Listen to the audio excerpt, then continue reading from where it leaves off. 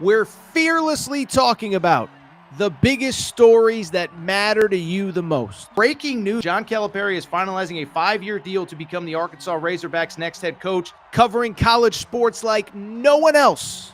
The biggest guests in sports. We now welcome in Hall of Famer Jim Calhoun. Such a pride I had, I came to connect. The legend, Tim Tebow, joins us. We'll run it back. I like it. The legend, Herschel Walker.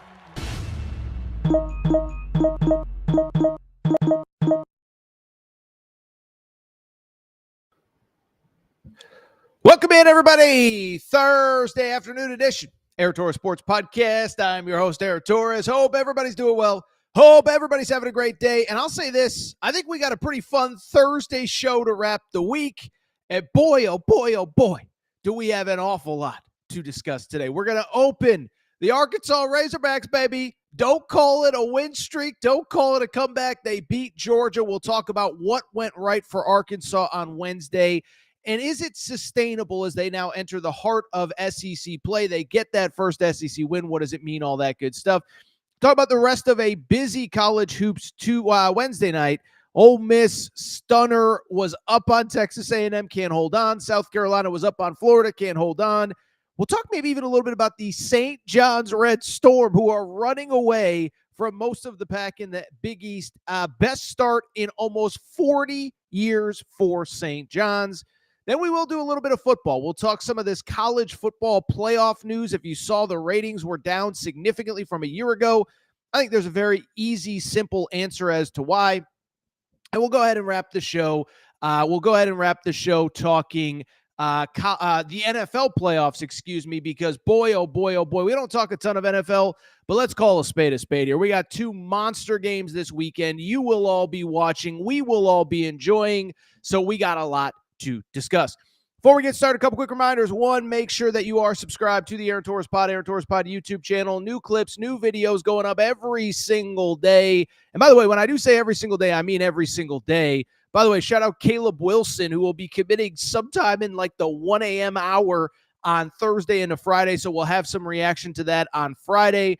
But make sure you're subscribed. Also, make sure Apple, Spotify, wherever you get your music, or wherever you get your podcast, including Google Music, Amazon Music, whatever, that you are subscribed to the pod. I want to do your boy Torres a solid. Leave a 5-star rating and leave a review as well. Speaking of before we get started, there is one quick reminder. We have just briefly extended our partnership with the Pasadena Humane Society. We'll probably close that puppy up on Monday of next week. But I'll give you a quick backstory. I live in California. Listen, what I will tell you is what you have seen on the news, it is not, fake or phony or fake news or whatever. Real crisis going on out in California. I'm fortunate in that I'm safe. My family's safe. My loved ones is safe. But not only are there a lot of people rebuilding, but there are a lot of animals that are in need of help as well. And so I went down to the Pasadena Humane Society about a week and a half ago, agreed to work with them, and we are raising money for the Pasadena Humane Society because they are doing incredible work, taking in all sorts of animals from throughout the community. They've taken in hundreds of animals. They don't just need food and water, but they need medical care. Listen, I don't want to get dire, but you know what, when you're in a fire, right? Smoke inhalation, burns, all that stuff. So we're raising money. We're well over $1,000 at this point. Would love to get it to $2,000 or $3,000 before we wrap this fundraiser over the course of the weekend. And we need your help. For more information, there is a link in the YouTube live chat. We'll make sure that's pinned. Also, we will add the link in the show description on YouTube. But we just appreciate your support. There's nothing else to say other than that. But again, if you can give anything, we appreciate it. All of the money is going directly to the animals. I don't take anything. The Humane Society gets it all. And then as importantly, I just want to reiterate, any dollar amount helps. Know that it's a tough time, tough economy, all that good stuff. So if it's $5, if it's $10, if it's $20, don't think that there is no amount that is too small. Certainly no amount too big either, but certainly no amount too small. So if you can help in any way, shape, or form, again, we are partnering with the Pasadena Humane Society in Pasadena, California, to try and help animals in need. With that said, let's get to something much lighter, something much more fun. There is no more time to waste. So let's get to the topic of the day. And the topic of the day, we're going to stay in college hoops. Wednesday was a little bit of a quieter night in college hoops, but guess what? It wasn't quiet at Bud Walton Arena on Wednesday night. That is because the Arkansas Razorbacks entered this game at 11-7 overall, 0-5 in the SEC. They are, of course, coming off the news that Boogie Flan, their star guard, is out for the season with an injury. Came in without an SEC win. Well, guess what? They end up getting an SEC win. Final score 68-65. Arkansas gets the victory. Let's go ahead and dive in, and let's talk about this and if it is sustainable. First of all, should mention, by the way, even before we talk about the game, about an hour before tip-off, from Arkansas's official communications department, we did get news that Boogie Fland did have surgery on a injured wrist.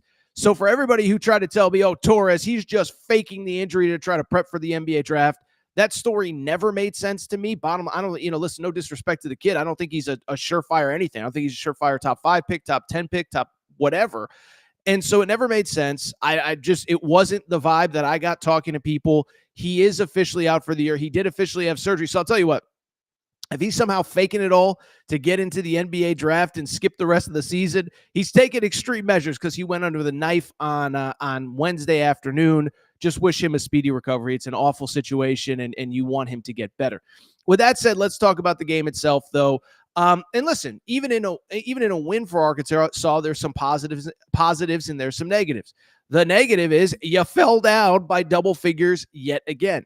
Now, that's not surprising. When your starting point guard, your leading assist guy is out for the game, it was going to be an adjustment period. John Calipari said after the game there was only 1 day of practice that the entire team had in the lead up to this game without Boogie Fland. So it was a situation where it was going to be a process, but you fall down by 15.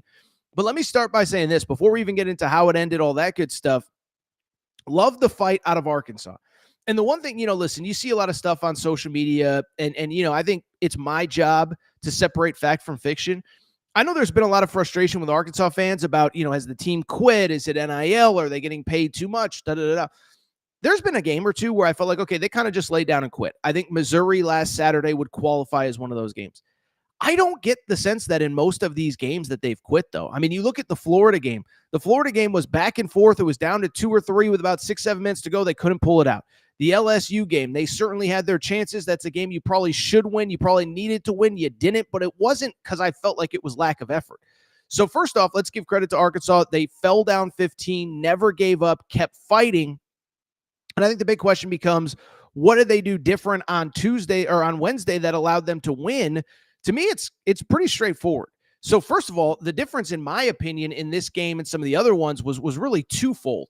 Is one, it was rebounding, okay? And if you listen to this show, we've talked a lot about this team, about their struggles.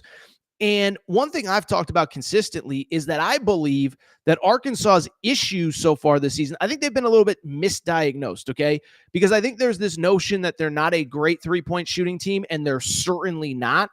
But what I keep saying consistently is they're not a great three-point shooting team that also doubles as not a good rebounding team, okay? And so when you miss a lot of shots and you don't get a lot of second, third chance points, third opportunity, second chance points, you're not gonna score a lot and you're not gonna win a lot.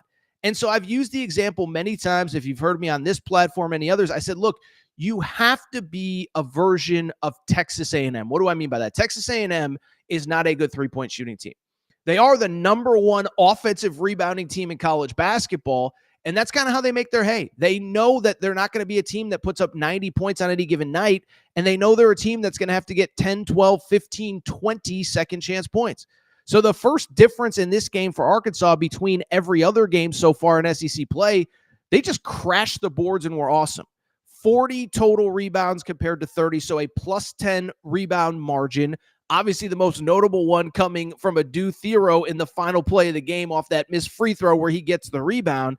And then I think, as importantly, 18 offensive rebounds led to a bunch of second chance points. And so you have that variable in the mix with why Arkansas won. And then to take it a step further, I think the other thing was, and this is pretty simple, you just made your foul shots. 29 of 34 from the foul line. Now, you could complain, oh, did they get a favorable whistle? Listen, Georgia shot 29 foul shots, so let's not pretend like it was this completely, totally one-sided whistle. But in some of Arkansas's games, that's been the biggest issue, is they've just been inconsistent at the foul line. You go back 2 or 3 weeks to the Florida game at Bud Walton Arena. That was a game where Arkansas loses by 8 and they missed 11 foul shots. Not great at math, but when you miss 11 foul shots, you lose by 8. Guess what? Guess what that says? That says that, you are going to lose. You could have won if you just made your foul shots, or at least it would have been close. It would have been competitive. But they get the win. Obviously, I think a couple big stories. One, Adu Thero was awesome. I've kind of been wondering why it felt like he was great early, kind of has taken a step back in SEC play. Well, this was his best game in SEC play this season. 17 points, 11 rebounds for the junior who followed John Calipari from Arkansas. Thought DJ Wagner played well. And listen, I've seen other people reference it, but I think it's totally fair. Trevin Brazil, if you looked at the box score, you wouldn't think much of it. Only 7 points, but he came in and made 3 or 4 plays back to back to back. Sounds like Tom Amansky, AAU National Championships, back to back to back. But came in, made 3 or 4 plays that really sparked Arkansas, that got them going. And so that to me was the X factor. I just think it was toughness, it was fight, it was whatever. And so now the question is, can they go ahead and sustain it? Producer Matt, let's hear a little bit from John Calipari after the game, because I want to use that sound to kind of set up the back half of the conversation, which is this sustainable for the Arkansas Razorbacks? Second largest deficit in this building to come back and win in the history. This building's 35 years old. Think about that. Everyone here helped us. Did anybody hurt us? No. That's how this is going to be. Every guy's got to come in here with an idea that they're going to help us. Let's write a ridiculous story. We just had to win one. We just had to win one. Free throw and one. So John Calipari says, let's write a ridiculous story. And listen, I think what he said is accurate, which is, hey, every single person has to show up ready to perform, ready to contribute every single night, because we needed every single one of you to get that win. The question now, is it actually sustainable? And I'll just say, I think maybe, but I also think it's going to be a little bit of a struggle going forward. So first of all, and I'll say this, even before all of this happened, in my opinion, this was kind of the stretch where you had to make your move, okay? This was the stretch where if you go back to our conversations that we had 3 weeks ago, 2 weeks ago, I said, look, after Florida, because I said Florida's really good. I said you have at LSU, Missouri, Georgia at home, Oklahoma at home, leading into Kentucky. And I said, like, listen, I think you can make a run. I think you can go on a run there, but it starts with the LSU game, and that's why I thought the LSU game of all the games was absolutely crippling, because you start 0-3. I thought Missouri on the road was a tough matchup for them, and I thought you got to get LSU, because if you get LSU, then you get Georgia at home, you get Oklahoma at home, and you're realistically looking at potentially being 3-4 in SEC play going into the Kentucky game next Saturday. And really having won 3 of the previous 4 games. So in my head, I'm sitting there thinking, if you could just beat LSU, you can go on a little bit of a run. They don't beat LSU. Boogie Fland is hurt. And I guess what I would say is I'm having my doubts. Now, I think there's a couple positives. One, as I said, the rebounding, the effort, the energy, the second chance, the free throws were a lot better on Wednesday night. And John Calipari even said it after the game. He said, like, look, this might just be who we are. We might just be a team that has to grind out every single win, and that's okay. It's not a great thing. It's not the perfect way to play basketball. You'd like to have a little bit more offensive competency, but that might just be who we are. The question is, one, can you sustain it going forward? I think the good news, beat Oklahoma. If you can beat Oklahoma, then you have a little bit of momentum going into that Kentucky game next Saturday. For people who do not know Arkansas' schedule, they play Oklahoma, and then they're off for a week in the lead up to Kentucky. So shout out Jack Calipari. I guess he has some friends in the SEC offices, because they did him a solid in terms of how the schedule broke for the Razorbacks heading into what is obviously going to be the most anticipated game of their season when they head into Rupp Arena. So first of all, beat Oklahoma. That game is on Saturday night at Bud Walton. No, the crowd hasn't been great at Bud Walton. You got to show up. Show up and be loud if you're an Arkansas fan. Try to put this team on a 2-game winning streak going into a pseudo bye where they can get healthy, they can get rested, whatever. Then we'll see what happens against Kentucky. Now, I think the downside, the frustrating thing is really 2 things. One, the SEC is just unbelievable. You still haven't played Alabama. You still haven't played Kentucky. You still haven't played Auburn. But that's a gift and a curse, right? Because the positive, if you are an Arkansas fan, is that basically every game in the league is going to be a quad one opportunity. And so again, it's going to be the opportunity to pick up a good win. And even if you do lose, it's not going to be viewed as a bad loss in the computers. Now, there's a couple that aren't quad ones. LSU at home isn't going to be a quad one, et cetera, et cetera. But I just bring it up because that's the gift and the curse. Is the gift is on a positive side. You look at Arkansas's resume, and you sit there and say, well, wait a second now. There is an opportunity for them to go on a little bit of a run here. But the counter to that is there's just so many tough games. Can they actually pull out these wins?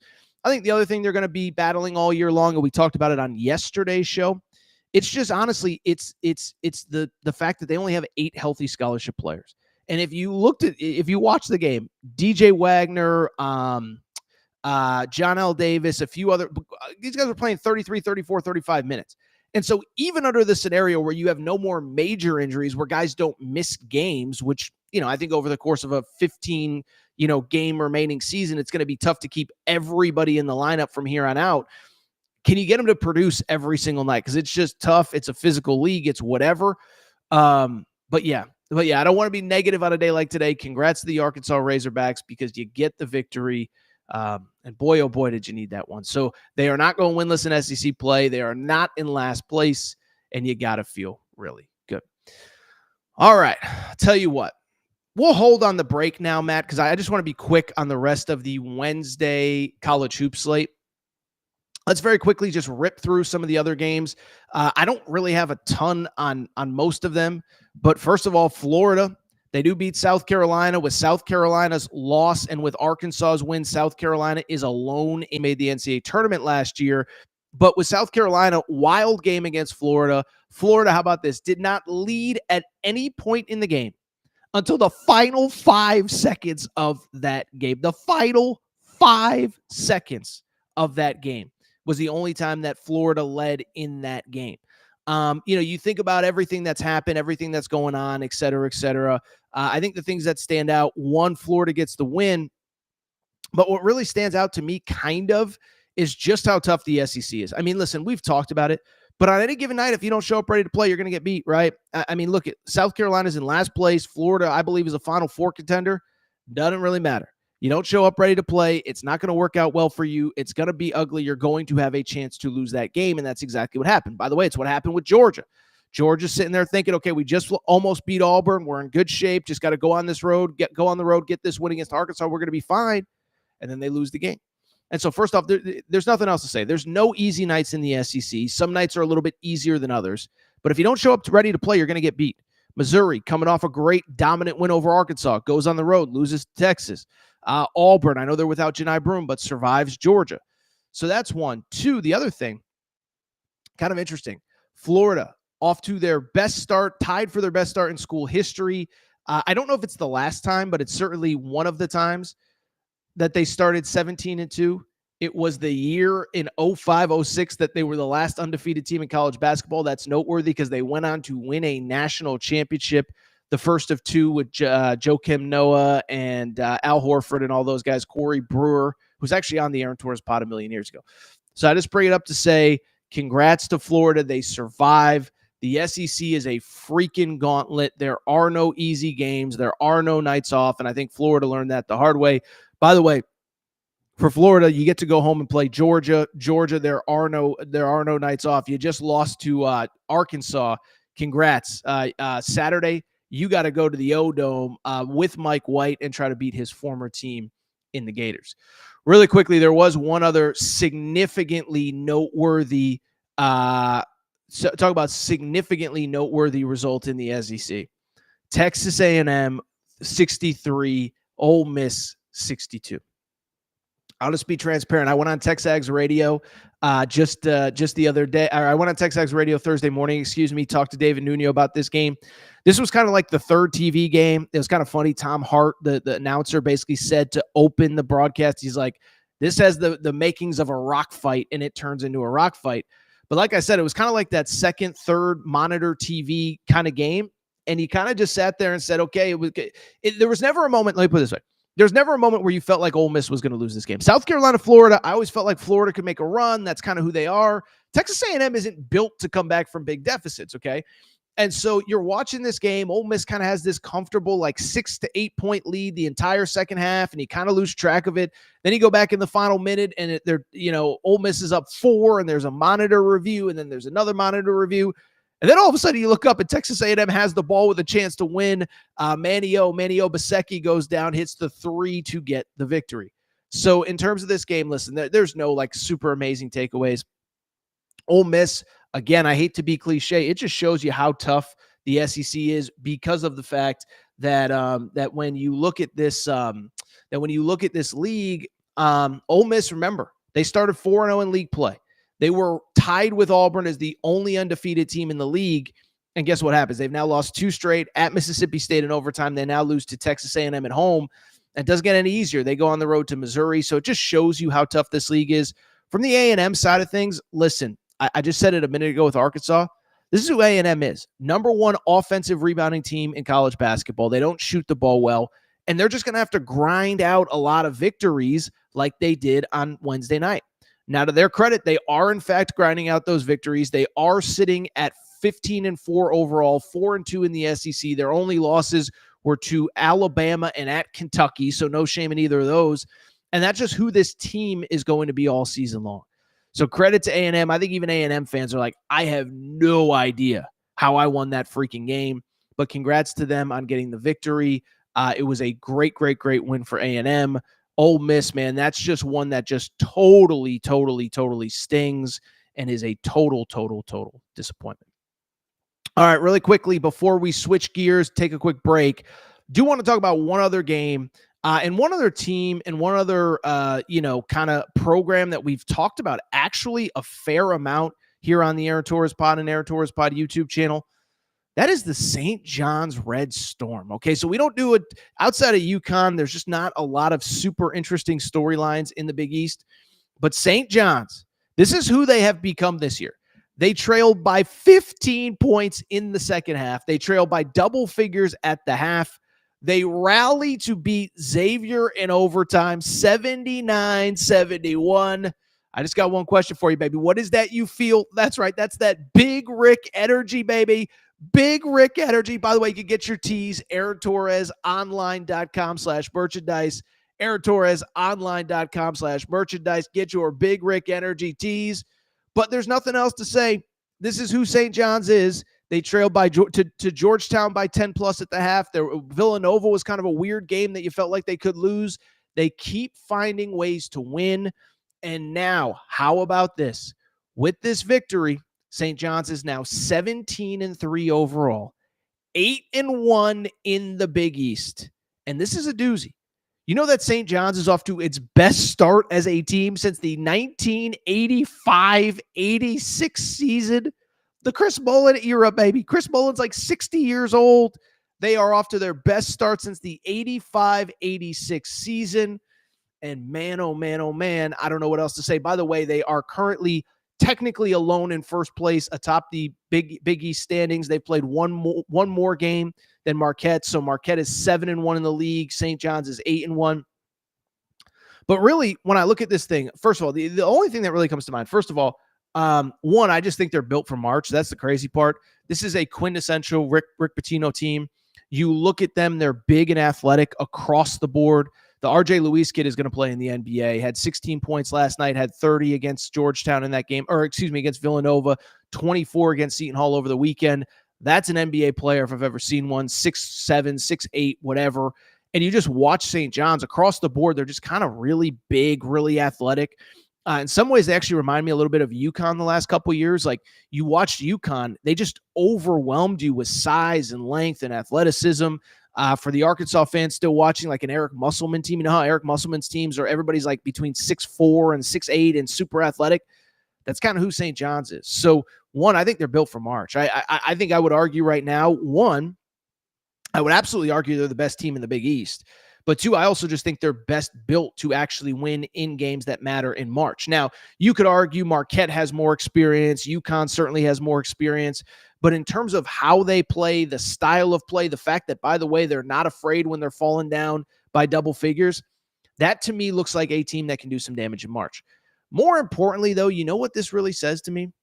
Just says that I was right, and everybody who pushed and fought, if you were a St. John's fan that pushed and fought for Rick Pitino 3 or 4 years ago, whatever, I guess it was 2 off seasons ago, it's only year 2, you were 100% right.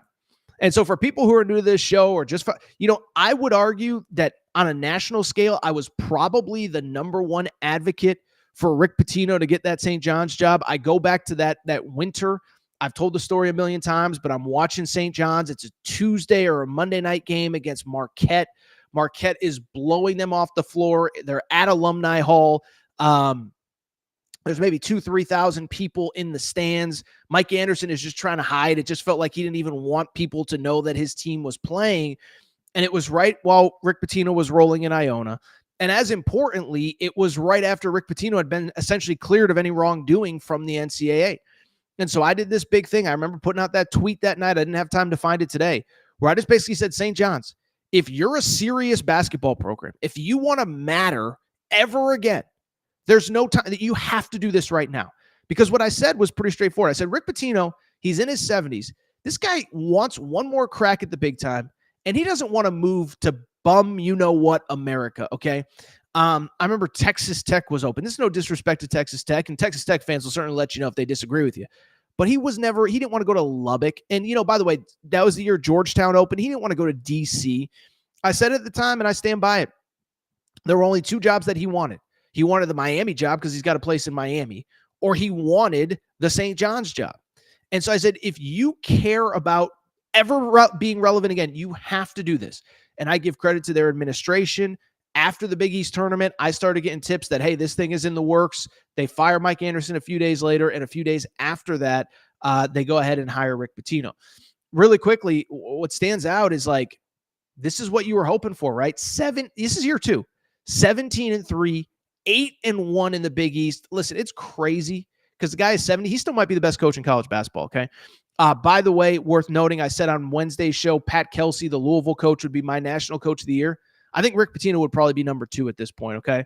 Mark Pope's in the conversation. Bruce Pearl's in the conversation. I think those would be my top 2 just because of what they took over and what they've done. And I know it's an NIL portal era, but you had to change a whole mindset at a place. You had to truly change a culture, and I just give them so much credit. I give the fans credit. If you watch the game on Wednesday night, the Garden was rocking. By the way, that was another thing I just kept saying. I said, listen, people think that people don't care about college basketball in New York. I said, New York, to me, I think of it almost like an SEC town in this perspective. Obviously, there's differences between New York City and Tuscaloosa, Alabama, or New York City and Baton Rouge. But what I said was, if you look at the SEC, people think, oh, this school's a football school. This school's a basketball school. Kentucky's a basketball school. LSU's a football school. No. Go to pretty much any SEC town in America. They will support a winner. But basically, the thought process at all of these schools in the SEC is, if we're competing in something, we want to compete at the highest level. Look at Tennessee basketball, Auburn basketball, the baseball programs, the gymnastics programs. If you're competing in it in the SEC, you're competing to win championships. And that's what I said about New York. I said New York is an anything city if the team is good, but they're not going to show up and fake it and pretend like they're happy with an inferior product. So New York can be a great hockey city. It can be a great basketball city. It's a great baseball city with the Yankees. Obviously a great football city, but you got to give them a reason to show up. So shout out to the people in New York. The Garden was rocking. Shout out to Rick Pitino, 17-3, 8-1 in the Big East. And by the way, what is that you feel in New York City right now, baby? That's right. It's that Big Rick energy. Make sure you get your tees. AaronTorresOnline.com/merchandise. All right, this is what we're going to do. We're going to take a quick break, come back. When we come back, we'll hit on a few football topics, call it a day, a little bit of a quicker Thursday show. Quick break. Be right back. We're going to talk those crazy, interesting college football playoff ratings. All right, we're going to get back to the show in a minute, but before we do, many of you ask me all the time, Torres, what can I do to help support the show? You give me hours and hours and hours of content every single week. What can I do to help you?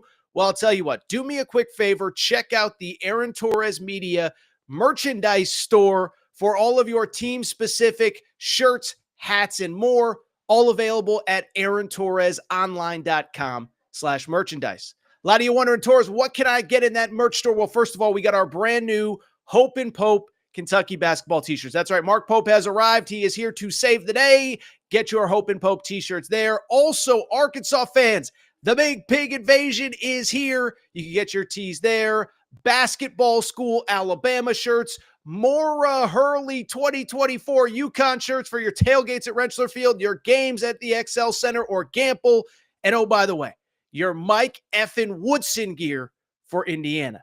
If you love football, we got you covered too. We got more Dion shirts and hats than we even know what to do with. The freeze warning has hit the plains. Auburn fans, grab your freeze warning tees now. And of course, our new era, new rules shirt applies to Nebraska football and its incredible fan base. We have more coming for the fall, plenty in stock right now. So make sure to check out the Aaron Torres Media merch store at aarontorresonline.com/merchandise. And you can always hit me up with any questions. Aaron Torres Podcast. All right, everybody. Hi, back. Good to be back. Good to be back. So do want to go ahead and get back to the show in a minute. By the way, quick shout out to the Arkansas and Kentucky fans that are arguing in the mentions. It feels like April and May all over again, baby. That is right. Shout out to everybody who's listening to us live here on a Thursday. Appreciate your support. A little bit of a quieter couple days in college sports. But I'll tell you what we need to do now is we need to go ahead and shout out our partners, our friends, Collie Puffs and ColliePuffs.com. By the way, producer Matt, make sure to drop the Pasadena Humane Society in the chat as well if you have not already, because I want people to be aware of that. Anyway, all right, so Collie Puffs, baby, let's do it. Let's talk Collie Puffs. I have told you all about Collie Puffs over the last couple months, but here's the bottom line. It is now the new year. You're trying to be healthy. You're trying to be responsible. You're trying to eat the right way, drink less, be a better person, all that good stuff. Well, I'll tell you what, you know what you need? You need the snack that is healthy, but also delicious as well. That's right, people. You need Collie Puffs and ColliePuffs.com. Okay, so I've told you all about Collie Puffs, family-owned company, not far from where I live. Joey, my good friend, a guy that I've gotten to know very well over the last couple months, is a parent. He's a football fan. And basically, he decided, a year ago, 2 years ago, whenever the company started, he said, listen, I need to eat healthier. My kids need to eat healthier, but I need to eat something that is healthy, but also delicious. Well, that's where Collie Puffs comes in, my friend. Baked, not fried, avocado oil, no grease, healthy ingredients. But here's the best part. They taste delicious. And here's the other thing. I haven't mentioned this enough. They're multi-purpose. What do I mean by that? You can have them at a tailgate. You can have them around the house. You can give them to your kids. And they're delicious. And they taste good. And they're healthy. And you need to try them for yourself. So for more information, that's what I need you to do. Visit ColliePuffs.com. That's CAULIPUFFS.com. ColliePuffs.com. You can also find them on Amazon.com as well. So just go to Amazon. You already got a cart open. You're buying all sorts of crazy stuff that I don't want to know about, but throw some Collie Puffs in the cart. You're going to like them. Trust me, you'll enjoy them. Tell them Torres sent you. ColliePuffs.com. All right. With that said, let's go ahead and wrap the show with a couple football stories. I know we don't talk a ton of NFL, but let's be honest. I mean, come on now. It's we got three NFL games left. We're gonna have to talk about them a little bit, but I do want to start with what I saw was an interesting story that's emerged over the last couple days, and it's certainly caused a lot of conversation. And it is the college football playoff TV ratings, and more specifically, the fact that the college football TV ratings were a little bit down. So the numbers came out for Ohio State versus Notre Dame on Monday night. And to be transparent, they were a little bit disappointing. Overall, 22 million people watched that game on Monday night. Now, on paper, that doesn't seem like a bad number. If Adam Silver ever got that for an NBA Finals game, he would be probably on his knees crying. But 22 million is also the third lowest championship game since we expanded the playoff from the BCS to 4 teams and now to 12. And by the way, the only games before this that rated lower, 2020 with COVID, that was the COVID year where Alabama played Ohio State, where TV ratings were down for everything across the board. But then also 2 years ago for Georgia TCU. And so if you think about it, this was the lowest rated game outside of a COVID year when nobody was watching TV for some reason. I don't really understand because everybody should have been in their house. But then also the 2022 game, which featured the weakest national brand that we've seen in a championship game in TCU, in a game that was an absolute blowout. I was actually at that game. It was awful. And so the question becomes why? Because you look on paper, Ohio State, Notre Dame, two of, if not the two biggest brands in college football, they're pretty darn close. And I think if you had asked the TV, listen, we talked about this with Herb Street said this about 3-4 weeks ago. He said, if you think ESPN has SEC bias, just realize we would literally beg for a Final Four that included Notre Dame, Ohio State, Michigan, Penn State, because those are the biggest brands. So the question becomes, Ohio State, Notre Dame, two huge brands. Why was the number low relative to what it's been in previous years? To me, I'll be real. I think the answer is actually pretty easy. I think there's two reasons why. One of them is obvious. One of them is talked about enough. One is not talked about enough. The first one that probably feels pretty obvious. I think not having an SEC team in the championship game did hurt. I don't think there's any secret that geographically, I think if ESPN had its way, I know what Kirk Herbstreit said, but you would want SEC versus Big Ten, a Georgia versus an Ohio State, a Michigan versus Texas, whatever. Big brands, big conferences, North and South, all that good stuff. And you know how I know that the TV networks want that type of game? It's because that's the reason they expanded the college football playoff in the first place. Remember the big argument about the college football playoff when we went from 4 to 12? Well, we have to include every region of the country. Nobody's watching on the West Coast because none of these West Coast teams are good enough to make it in the Pac-12. I never bought that. I live in LA, and I'm here to tell you, I don't think what happens, if Oregon makes the playoff, I don't think USC fans care. If USC makes the playoff, I don't think Washington fans care. And so I never bought that as a narrative, but I do think with no SEC team in, I do think that it probably hurt the ratings a little bit. Like I said, if it was Tennessee versus whoever, Ohio State or Georgia versus Notre Dame, people probably would have cared. But you know what I think the big reason is? And I think it's pretty straightforward. The darn thing just went on way too long, okay? And I've had a lot of these conversations over the last couple of days, but I think it's pretty simple. I think it's that by the time you get to mid to late January, you're just focused on other things, okay? And I mentioned it earlier, I was on Texags Radio with David Nuno. We talked a little bit about this. I was actually on Dan Dockich's show too as well. But Dan and I and Nuno and I talked a little bit about this. But I think even if you're a diehard college football fan, one, me and producer Matt followed all the numbers all year long. It feels like everything kind of peaked and all the narratives kind of peaked around January 1. That's a college football day, January 1st, New Year's Day. And if you think about the big stories in the college football playoff, they all came around that time, right? We had Georgia losing to Notre Dame, and it's like, oh, the SEC might actually really stink. We had the Texas-Arizona State refereeing controversy. So in my opinion, it feels like January 1st is kind of the cutoff date when people really, really, really are still into college football. And to me, it makes a lot of sense, right? Because if you're a fan of another team, your team probably just ended with their bowl game a day or 2 or 3 before. And then also you're still kind of paying attention because the portal's going on, this, that, the other thing. And think about all these schools, right? LSU played New Year's Eve. Alabama played New Year's Eve. Michigan played New Year's Eve. So if you're a Alabama fan, you're still invested in college football through January 1st, January 2nd, January 3rd. But now you get into January 8th, January 10th, January 12th, January 20th.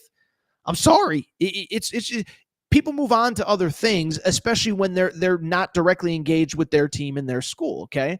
And I think about it, like if you're, as an example, producer Matt's an Auburn alum, an Auburn fan.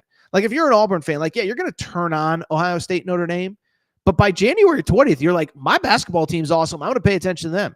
And I think it's the same with Tennessee fans. I think it's the same with Alabama fans. I think it's the same with whatever. And yes, if you're an Alabama fan, you're going to monitor, okay, what is Kalen DeBoer doing to get this thing back on track? But the counter is you're also going to be like, you know what? I really don't care about Notre Dame and Ohio State, and I might watch the game, but I'm not going to consume a bunch of content. I'm not in the lead up to it. And then the other thing is pretty straightforward. Like, I think once the NFL playoffs start, we all kind of get invested in that, right? Like I was thinking about this, is that last weekend, so I think most of you know, but actually did move a little bit, within the city of LA. I bring it up to solely say this, is that when we moved, I told my wife, I was like, I don't care where we are. I don't care. We got to run errands. We got to go to the store. We got to do this. We got to do that. I don't care. What I care about is Sunday at whatever it was, 6:30 Eastern, 6 o'clock Eastern. I said, there's two teams. One's Buffalo, one's Baltimore. One has Lamar Jackson, one has Josh Allen. I want to watch that game. So if you need me to do something in the morning, that's fine. If you need me to do this, that's fine. I need to be back by that 6:30 thing, by that 6:30 game. And so even me, as a diehard college football fan, if you had told me you get to watch one game the next few days in football, 4 NFL games, 1 college football game, I probably would have chosen Bills versus Ravens. Like, I just hate to say it, but it's the truth. And so to me, the solution here is actually very simple. You know what you do if you're college football? I've seen all sorts of conversations. I saw Joel Klatt, Joel Klatt, who I love. I think he's so great at what he does. But he argued the season should actually end on New Year's Day. Now, I don't really know if that's sustainable in a 12-team model, because then you're starting the season in early to mid-August. And listen, I just think that creates a lot of problems. A lot of people are still on vacation in August. I mean, my wife and I take a vacation every August. It's like your vacations are in August. Students aren't back on campus yet. I think it's tough. I think if we've learned anything, it's tough to get people to break habits. And so, right, we think of college football starting on Labor Day. We think of it ending around New Year's or so. You get to late January, people want NFL football. You get to March, people want March Madness. Think about this. How many football leagues, how many pro football leagues, the XFL, the UFL, the Alliance of Football People, whatever that league was called, they keep trying to start them in the spring and think people want more football. No, they want more good football, but they also have enough football from mid-August until mid-February. And so by March, you just want to watch a stupid basketball tournament, okay? By June, you watch the NBA playoffs. In the summer, you watch a little bit of baseball. And I just don't think people are going to be invested late into January, but I also think it's hard to get them to change habits and get them super engaged and super invested in early August, when, again, you're just so used to vacationing, to doing whatever. And so to me, I actually think the answer is pretty simple, and I think it's on college football to do it. One, I think it's time to eliminate conference championship games. We talked about this a month ago, 6 weeks ago, whatever.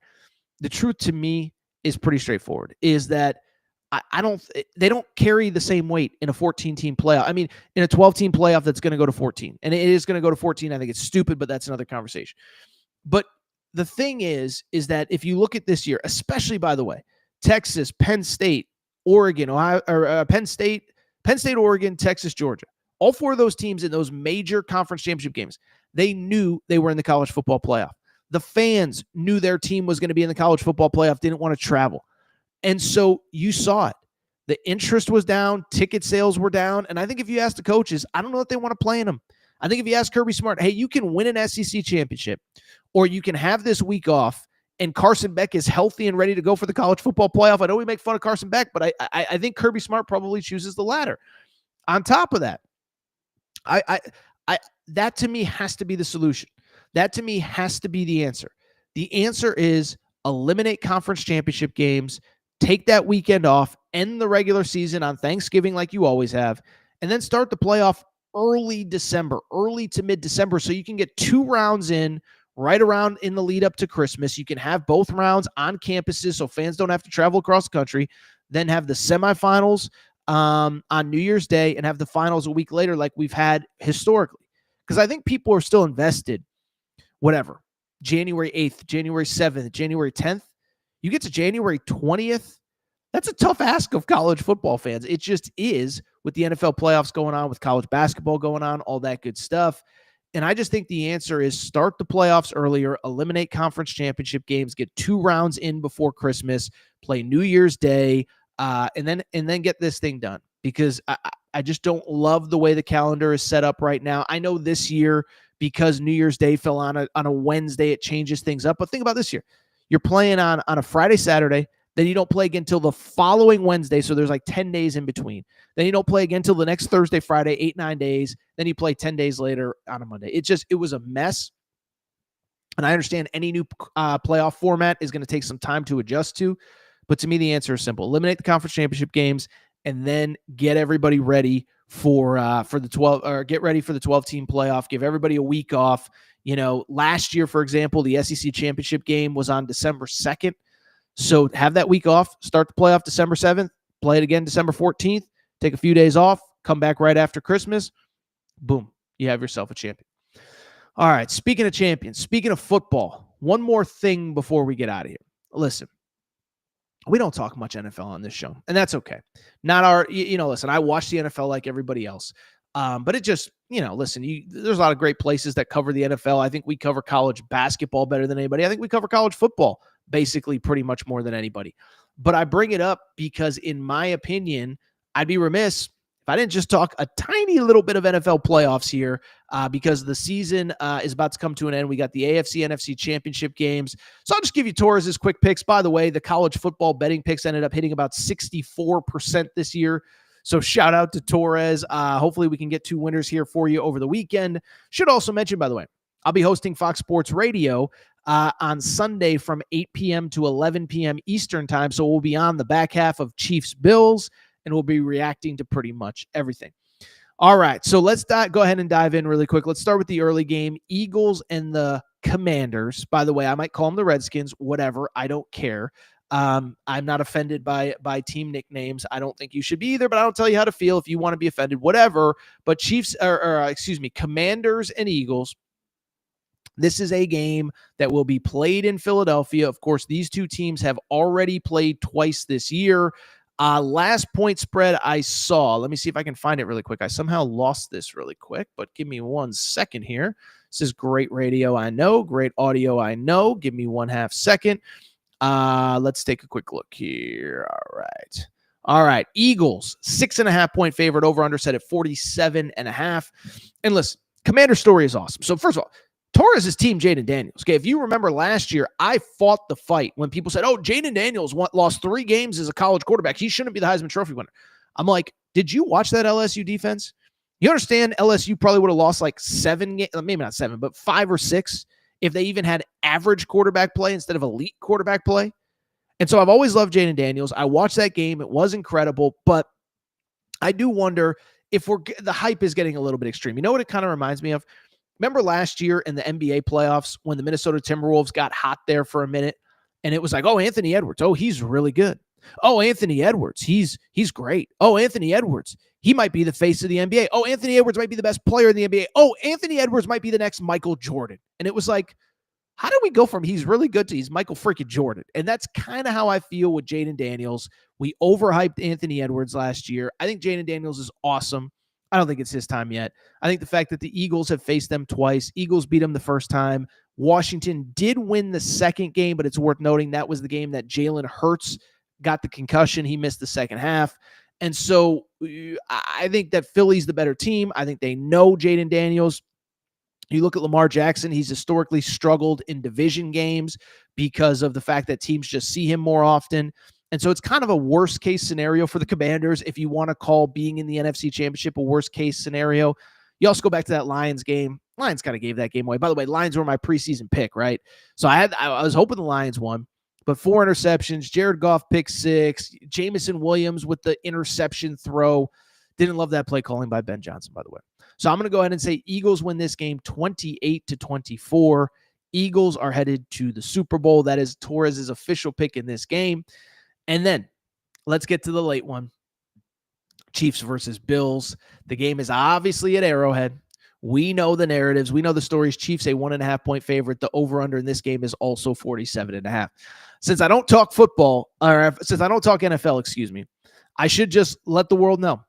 I'm like most of you. Kind of over the Chiefs. Kind of over Patrick Mahomes. And what's kind of disappointing about the Chiefs is they went from like this really fun, awesome, throw the ball all over the field offense to now Mahomes, I call him like the James Harden of the NFL. He used to be able to just chuck the ball 60 yards downfield on a dime and every game was awesome. Now, most of their offense is just he leaves the pocket, dances around, and tries to get a late hit called on him, right? And Troy Aikman, I thought, did a good job of talking about this during the game last week against Houston, where he's like, we got to change the rules, man. He's like, I'm all for protecting quarterbacks, but Mahomes is trying to stay in bounds, trying to go down at the last minute, trying to draw penalty flags rather than just playing football. And you have to protect the defenders at some point as well and allow them to do their jobs. And so when I think about that, it makes me just like, don't love the Chiefs, don't love just don't love what they've become. They used to be really fun. I don't think they're fun anymore. I'm tired of seeing them winning. Last year they were 9-5 and they get hot. And is this the year the Buffalo Bills beat them? Bills, of course, coming off that win over Baltimore that I just referenced. I'll be real. I hate to say it. It pains me. I am going to take the Chiefs to win. Let me explain why. Bottom line is, with the Chiefs, my official pick is 24-21. And it's because, like I said, I was fired up for that Buffalo-Baltimore game.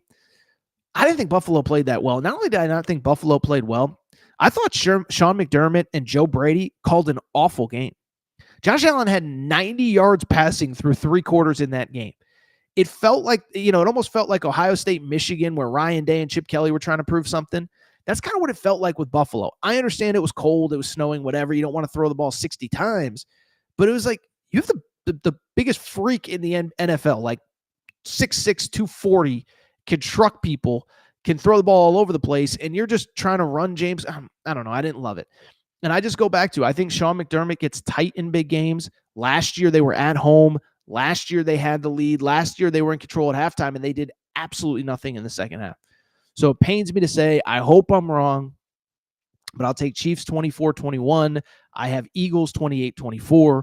Eagles Chiefs Super Bowl rematch for the second time in 3 years. Really quickly, producer Matt, do we have any questions, or is it just everybody fighting with each other in the chat? Any interesting questions before we get out of here? No? Okay. All right, I'll tell you what. You guys can continue to fight amongst yourselves. It's a Thursday afternoon. I'm going to go ahead and get out of here. If you are not subscribed to the Aaron Torres Pod YouTube channel, do me a quick favor. By the way, producer Matt, you can go ahead and pop up the Pasadena Humane Society one more time. We are still working with the Pasadena Humane Society. Again, as I've told you many times, many times, it's not just humans that have been impacted by these fires in Los Angeles, animals as well. We're raising money. We're well over $1,000. Let's get to 2,000 before I close this thing up at the end of the weekend. For more information, everything is linked on my Twitter page at Aaron_Torres. Also, Aaron Torres Pod on Instagram as well. You can find that information as well. Time for me to go. Time for me to get out of here. Appreciate everybody's support. And I'll tell you what, we will be back on Sunday morning. Like I said, we did the Sunday morning show before football last week, so we'll be back live Sunday morning talking college hoops. Make sure to subscribe. Make sure to leave a 5-star rating on Apple and Spotify. And you know what? We're going to get out of here. Call it an early Thursday afternoon. Shout out to Torrent Craig. Shout out to Rachel, who hates my voice. Shout out to JJ Reddick, you F-head. Unblock me, bro. Also, shout out to everybody in the chat that is still yelling and screaming about Calipari getting his first SEC win. What a day. What a show. We'll be back on Sunday morning. Podcast